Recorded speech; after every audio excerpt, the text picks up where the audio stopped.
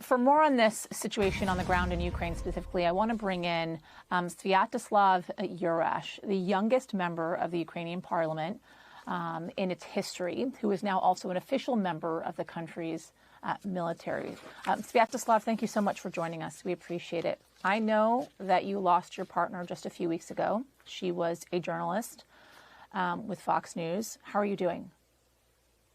Well, she was far more than a partner. We spent a decade together going through this, that, and the other, and covering every bit of the story of the facts on the ground and how Russians killed her, and getting all those facts to her parents and organizing all that should be to provide her a decent farewell has been crushing. But her loss and loss to so many in Ukraine must be for something. And that something is victory that we are fighting for every single day. I know that you returned to the place in which she was killed. Why? Why did you feel as if that was important? I was asked to by her family to bring them there and show, to see exactly where all that happened. It's not the only part of that story which is so painful to discover, but basically, if I was in their position, I also want all the confirmation in the world to truly accept such a tragedy. Because again, this was their only daughter, and there's something that is impossible to believe, remembering how full of life and how full of desire to achieve so many different things in life she was. I know that she was specifically covering the humanitarian crisis in suburban Kyiv, and all eyes have been on Kyiv for quite some time, thinking as if the Russian forces were descending on Kyiv for an eventual takeover. When you visited that area where she died, what did you experience on the ground there from the people? Well, there aren't so many left. It's area of extremely active fighting. There are shells falling all around.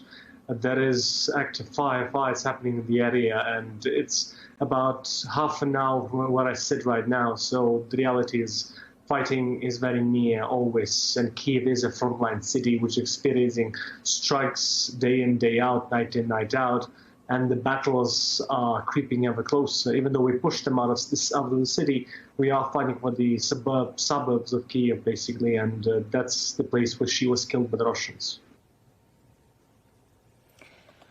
You heard the American president speaking yesterday, President Biden, in Warsaw, I'm sure. What was your reaction to what he had to say, specifically saying that no matter what, the United States will stand with Ukraine, the United States and their NATO allies? Very glad, very thankful, but the reality is so much more is needed to try and defeat the second biggest army in the world and show that you cannot disrupt national world order, you cannot just invade countries, you cannot try and destroy the biggest state in Europe without consequence.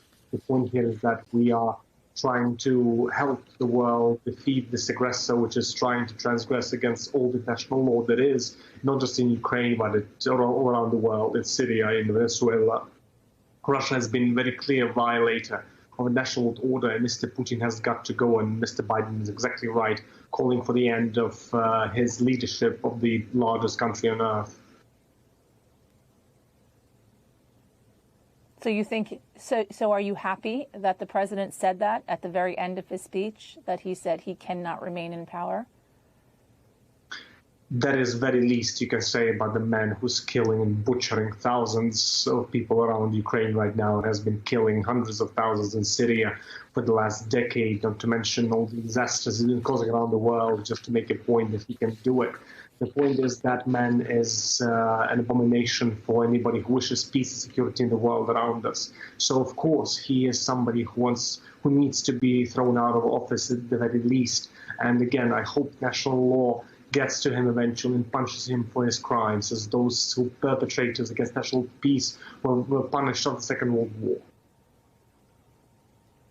Sviatoslav Yurash, I am so sorry for the loss of your partner, the love of your life, and we appreciate you joining us today to talk about that.